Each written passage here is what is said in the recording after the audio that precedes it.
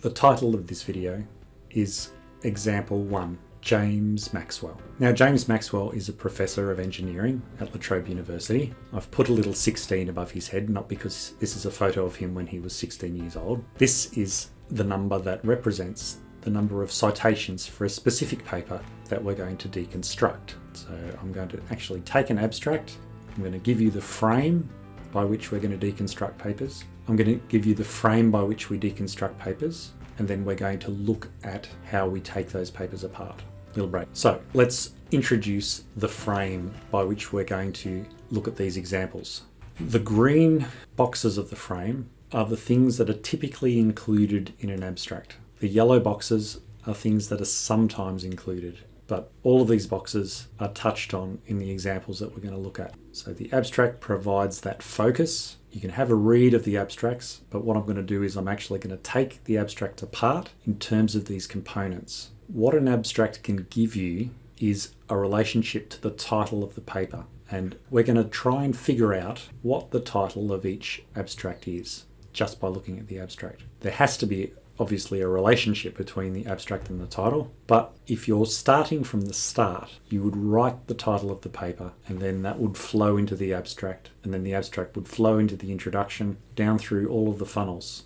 If you're actually able to see it from a very specific viewpoint and you know what all of these components of the boxes are. So each box is essentially a question. What has been implemented? What will be implemented? What are the results? Contribution. All of these things turn up in your abstract. The job is to hook you in. Always remember that.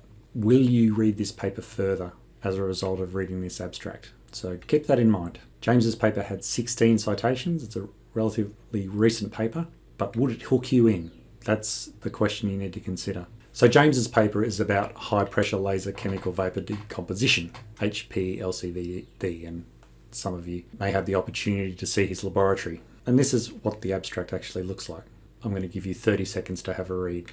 Okay, so let's now take this abstract apart in terms of our frame. Well, this strikes me as the topic. It's about HPLCVD. Note that I said that acronyms turn up very rarely in an abstract, but in this particular abstract, you can see that this particular acronym needs to be used just by virtue of the length of the topic itself. This is what the paper is about, this particular process. It argues for the importance of this process. It says that this process can create new metastable phases, alloys, and composite materials. That sounds like a fairly valuable thing to me, even though I'm not in the field of advanced materials. It also mentions diamond-like carbon. Diamond's obviously a very important material, so clearly HPLCVD is an important contribution.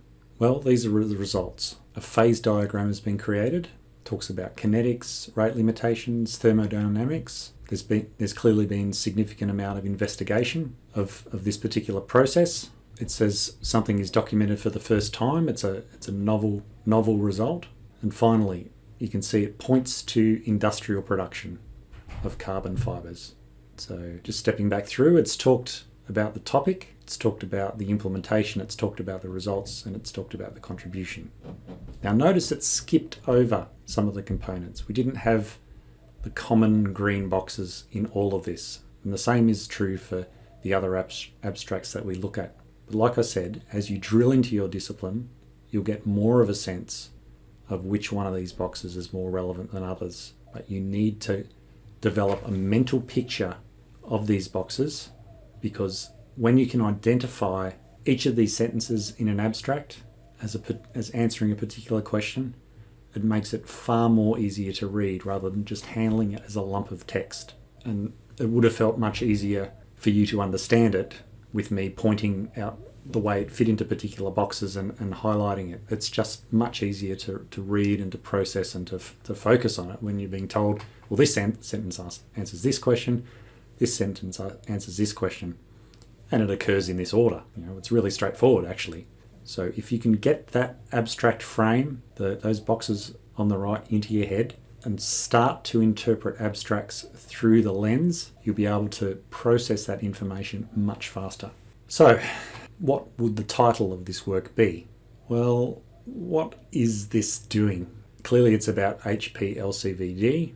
there's been a creation of a phase diagram, and it says that for the first time a pressure temperature phase diagram has been created for this process, identifying 9 distinct material phases of carbon from ethene.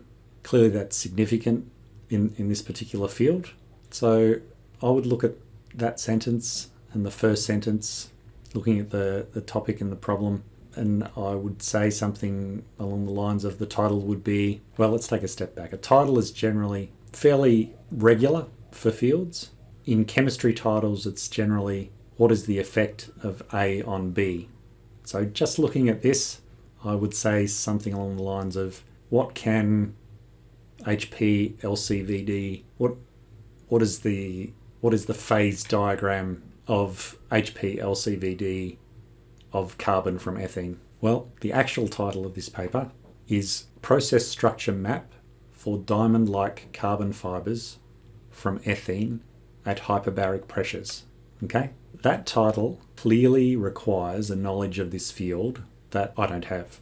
I'm not a material scientist, but I wasn't too far off. I talked about a process structure map, mentioned it, the phase diagram, that seemed important. Diamond-like carbon fibers, well, I talked about carbon from ethene. If I'd, in the previous sentence it talked about diamond-like carbon, so I don't think I was that far off. So even without a deep understanding of a field, you can kind of get a sense of what the title might be without that knowledge, just by reading the abstract. It's an exercise we're going to do because I need you to be able to see the relationship between the title, the abstract, and the introduction, and the way the funnels work.